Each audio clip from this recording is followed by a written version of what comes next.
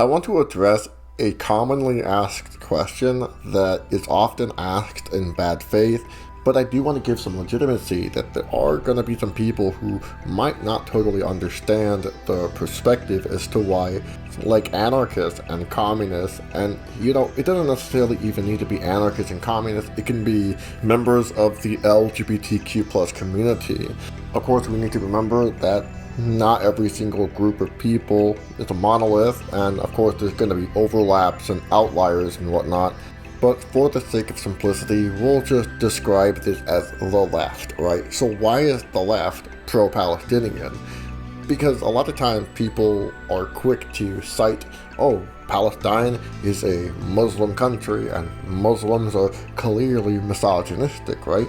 Muslims are clearly homophobic. You take a transgender person to Gaza and they're gonna die instantly. This is what people tend to say whenever, say, a transgender person advocates for a free Palestine. And the implication here is that these people who are advocating for Palestinian liberation shouldn't be, because it literally goes against their whole worldview. That's what the implication is.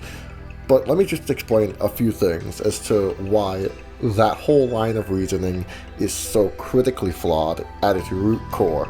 So the first thing is that Islam, and by extension Palestine, and most, if not all, of the Arab world, is not exclusively anti-Semitic or exclusively misogynistic or exclusively homophobic or exclusively transphobic.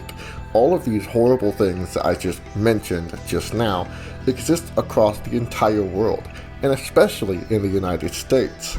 I think it's a really hypocritical implication to make that Islam or the Arab world is uniquely misogynistic or uniquely homophobic, when here in the heart of the literal imperialist core, which is the United States Empire, we literally are funding a genocide. And this genocide doesn't just discriminate to men, right? It targets children, it targets women. I mean, specifically the Palestinian genocide committed by Israel and the Zionist project, that is also specifically right now targeting children. We're seeing an alarming rate of Zionists specifically just shredding children limb by limb to a point where they are unrecognizable. And I think it's just absolutely ridiculous to insinuate that the Arab world is uniquely misogynistic when you have the IDF soldiers literally stealing panties and lingerie from Palestinian women whom they bombed the houses of. It is just so hypocritical that people are even trying to make this point, and it's such an illegitimate point to make in the first place. I mean, pot calling the kettle black here, and if Israel was so interested in trying to champion itself as this bastion of LGBTQ plus rights, well, maybe Israel should also consider that LGBTQ plus people do exist in Palestine and the Arab world. Does countries like Saudi Arabia, which is a primary US partner anyway, have uniquely anti-LGBTQ plus and anti-women laws in particular, where women are treated as a second-class citizen over there? Sure. But here in the United States, we literally had Roe versus Wade overturned during the Biden administration. So I just think that you're gonna have to try harder if you're gonna want to make this claim that transgender people are hypocritical for advocating for a free Palestine, when, truthfully speaking, these imperialist forces that are Israel, the United States, Russia, Canada, Germany, so on and so forth, all of these countries have varying degrees of laws that strip individual marginalized groups of their basic human rights. This is also a pretty disgusting gotcha attempt. People are trying to say that you can't advocate for Palestinian rights, or you can't advocate for an end to the genocide taking place in Palestine because you're LGBTQ+, because if you went over there, you would die. Well, of course I would die. I would get killed by an IDF soldier. Of course I would fucking die. Are you kidding me? I know they're trying to say that Palestinian people are so barbaric or something that therefore I would die at their hands, but right now Palestinian people, especially in Gaza and the West Bank, are trying to not get fucking killed by the IDF. Imagine if this was the 1930s and 40s and you live in the United States and you might have heard like murmurings of the Holocaust, or maybe you just happen to be tuned into a very, very fine, like independent radio station, and you have a moral compass to where you recognize that genocide is bad, what's going on to the Jewish people in Nazi Germany is horrible, and unlike the rest of the attitude of the United States Empire, where the Nazi Bund are all hanging out and having a big old orgy at Madison Square Garden in 1939, you decide to express your consciousness and, say that there's something fucking morally wrong with genocide, especially that it's happening in Germany. So then somebody comes along and says, oh well, if you have such a moral opposition to what's going on with the Holocaust in Germany, then why don't you just hang out in one of the ghettos in, all of Europe? Yeah, that would be such a blatantly hypocritical stance to have. And also just like a death sentence, right? It's basically saying, oh, you are against genocide? Well, then I wish death on you. That is what that implication is saying. And I don't know if people really understand like the weight of their own words when they say stupid bullshit like that. And on that note, one other thing I really want to say that has to do with having a consciousness is being on the right side of history. Because a lot of times when you hear Israel talk about how Israel is the Jewish state and therefore we gotta stand in line with Israel to fight anti-Semitism, well, a lot of times Jewish citizens and Jewish people are not really consulted on what is going on in Israel or all of the spending from the United States and the several U.S. universities that are going towards Israel. And so, because of this, you actually have Jews who are protesting the genocide that Israel is committing onto Palestine. And that's because Jews have a history of being on the receiving end of a genocide. I mean, more than once, not just in Nazi Germany.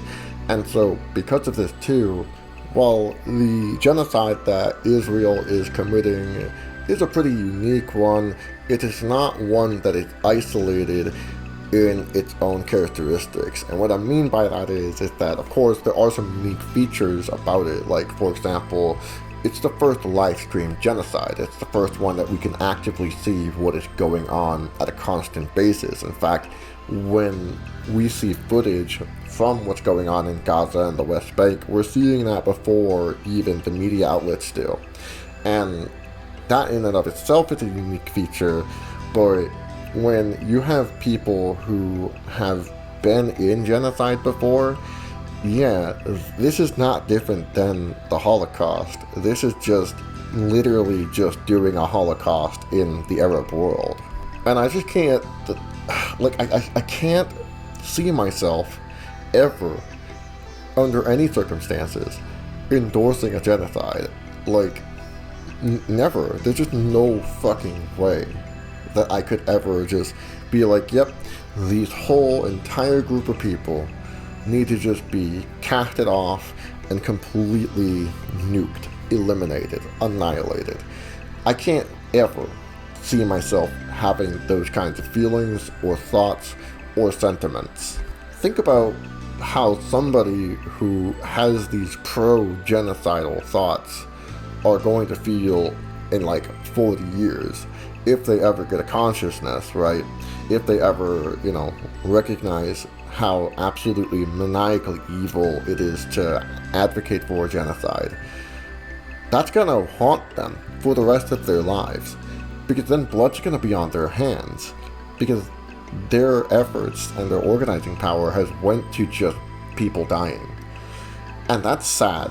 That's a real tragedy that somebody's gonna have to live with for the rest of their lives. Of course, plutocrats and people in power like Benjamin Netanyahu and Yoav Gallant, for example, they're just gonna rot in hell forever, and they've already made reservations there. So, of course, like a Zionist, right? They're gonna obviously stand in favor of genocide. A neo-Nazi is gonna stand in favor of genocide. And sure, maybe some United States Democrats and United States Republicans will also stand for genocide. But like the left, right? Which is something that I think people are kind of hung up on. They're not going to stand for genocide. Maybe you got like your typical outlier leftist who is like sympathetic to the Zionist cause. But ultimately, leftists are primary at criticizing systems of hierarchy. And I don't think it can get any more blatantly hierarchical than a nation state that is Israel, backed by the United States, which is the literal global superpower in military. It doesn't get more hierarchical, it doesn't get more violent, and it doesn't get more coercive than that.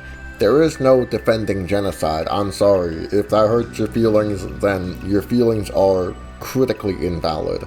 I mean, especially considering, too, that we have people right now who are dying, literally, like, unable to get food, who are starving, whom the Benjamin Netanyahu administration is depriving people of food in Gaza, where children are starving and bleeding and dying and getting literally shredded and gunned down and raped. Like, I don't know, my friends. Like, that is not what a civilized society is. It's so crazy how you hear all of this dehumanizing rhetoric coming from Israel about the Palestinian people, and basically reducing all Palestinian people to Hamas. But then you see what the IDF's actions are, and it is so contradictory to the words and the rhetoric and the propaganda that they are spewing onto the world. They're making asses of themselves, and frankly, at this point in time, when all of this is over, if all of this is over, if that day comes, there will never come a day where Israel won't hang its own head in shame. The nation-state of Germany, for example, does this weird performative denazification guilt trip about what they did throughout the Holocaust, which is a horrible tragedy. And I think that more accountability should be taken for the actions of the Holocaust. Yet the problem is that the AfD, which is the Nazi-adjacent political party in that country, has gained so much power, yet those people are pro-Israel, not because Israel is supposedly the Jewish state, but because Israel is doing a genocide, right? If the tables were turned in terms of religion and creed, where Islam and Jews were in place, and, say, the Islamic State that I'm, hypothetically referring to were allies with Germany, then fuck it, Germany would support them too, because they're committing genocide, they're killing people. It means that there are going to be more weapons manufacturing for the industry over in Germany, just like in the United States and our military and our weapons manufacturing. It's all about capitalism, folks. Fuck this Jewish cabal bullshit, for crying out loud. This anti-Semitic conspiracy theory is a fucking distraction from being able to look at these critical problems dialectically here. I just really think that the amount of dehumanization that Israel has done to Palestinians, and I mean realistically not even just Palestinians, but Syrians and Lebanese people and much of the Arab world, it's gonna really fucking blow up in their faces one day. At some point, the United States economy is going to collapse, whether it's gonna be through the hands of the working class or more likely it's going to implode on itself. But Israel's not going to have its sugar daddy for that much longer. Capitalism is going to collapse. That's just an inevitability. A matter of when, not if. And frankly, when it happens, Israel and the United States Empire are both going to become pariah states. They're going to be isolated from the rest of the world far more than North Korea is. And look, I'm going to say this right up front, okay? I really want people to hear my words when I say this. I'm an American. I was born in the United States. I am white. And I'm going to tell you right now, when the United States collapses, it will be 1000% deserved. And the same can be said for Israel. Settler colonialism is a fucking scam that only sees people die. And I honestly think that at the end of the day, having any kind of genocidal sentiments where people have to die in order for your empire to grow, no. I think your empire is illegitimate. It does not deserve to grow. It does not deserve to exist. The US empire and Israel, and Germany, let's be real here, they all don't deserve to exist. And I'm specifically talking about the nation state. I'm not talking about peoples here. I'm not talking about people who live within these borders. I'm talking about the nation state apparatus that governs those people. Just so people don't watch this video and try to mince my words and say, oh, well, you said that the United States doesn't exist, therefore that's genocide. No, first of all, you have to understand too that the United States is not a monolith. I mean, it's far from it. It's like the least monolithic country in the fucking world, arguably. There is not a single race that is called American. It's a nationality, not a race. And of course, you can move out of the United States and become naturalized into other countries and change your, national identity as a result of that. A race is something different. It's something you're born into, especially when the white supremacist power structure categorizes you as such coercively and violently. And the role of the nation state is to maintain the status quo. It's supposed to maintain that level of coercion and violence, and it's supposed to keep you from being able to question that. And I really honestly, as an anarchist specifically, am morally opposed to that, because I want to be able to have autonomy. I want to have full freedom, not just freedom on the terms of the nation state, not freedoms on the terms of American propaganda that tells me I'm free. No, I want to be free, just plainly free. That's why I'm an anarchist. That's why I'm a leftist. And that's why I want free Palestine. I don't think it could be more simpler than that. A lot of people think that, what's going on over in the region of Levant is complicated. It's too much going on. There's too many variables, too many players involved. But truthfully speaking, it's not complicated. One group is participating in a genocide. The other one is being genocided. It's not complicated. You also have to consider too that the propaganda that uses October 7, 2023 is the justification for this genocide taking place. This is such an intentional and manipulative tactical trick to try to get you to not question authority. History did not start on October 7, 2023, because the Israeli nation state, and by extension the United States, they don't want you to know about the Nakba or the hundreds of attacks that Zionists have committed onto the Palestinian people. They don't want you to know that Palestine has attempted to negotiate peace agreements with the Zionist project for almost 100 years at this point. And truthfully speaking, they don't want you to see Palestinian people as human. They want you to submit to the idea that Palestinian people are disposable. And here's the ultimate reason why we're against this, right? Because if Palestinians are allowed to be genocided off, what does that say about anybody else who is on the menu for genocide?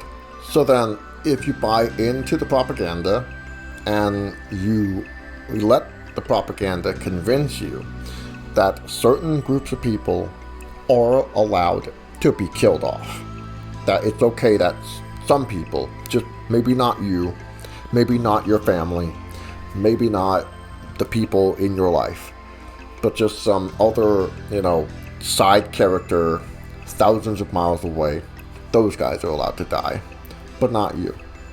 What makes you so sure that you're not next. I mean, Martin Niemöller put it best, because when you don't speak out against genocide, you're gonna be next. They're gonna go after somebody else, right? I mean, they've already done that. We've already had, people, U.S. citizens being deported after quote-unquote illegal immigrants being deported. Here in the United States, we have U.S. citizens, like straight up being deported, right? Especially when Donald Trump said he wasn't gonna do that. So what makes you think that, me, as I said earlier, I'm white, I was born in the United States, I have family who was born in the United States before me. How do I know that I'm not going to be deported next? And it's not complicated, guys. I've learned from history. We learned from history. This is why we are opposed to genocide. This is why we're against genocide in Palestine. Like, plainly so. Because if Palestinians are allowed to be the exception here, then any one of us is gonna be next. You understand now? Like, I could be deported for just being transgender at this point. It's not happening yet to my knowledge, but hopefully it doesn't. But even if it doesn't, then I don't want anybody to be deported. I don't want people to die. Like, I don't know, like, how else to really put this. I don't want people to die. It's just like, I still understand how that's so complicated for some people. And even if, like, the people who are being killed off are, like, reactionary, bigoted, or hateful, they still shouldn't be killed.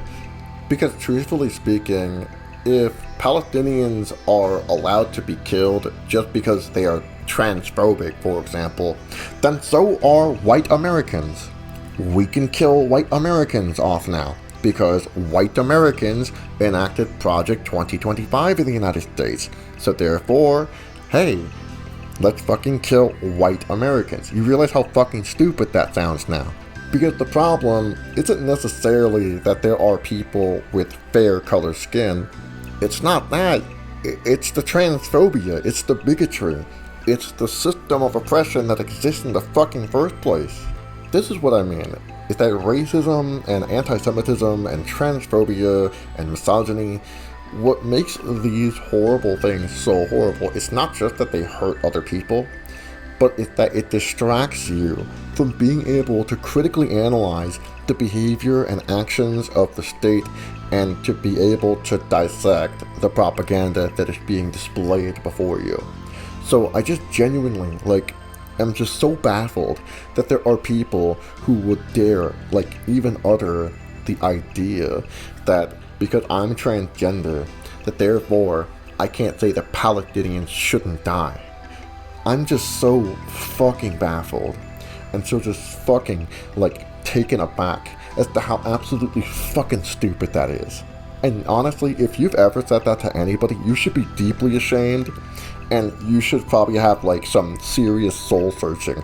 You should be asking yourself genuine questions about, your own consciousness. It is so shameful that people would ever weaponize, the LGBT community to defend a genocide. Marsha P. Johnson didn't throw the first brick so that Benjamin Netanyahu can kill Palestinians. She threw the first brick to get police officers to stop bullying her trans and queer siblings at the Stonewall Inn. It is just reprehensible that anybody would ever try to weaponize the LGBTQ+ community to defend a genocide. And honestly, shame on you if you ever have done that before. And honestly, I don't want you around.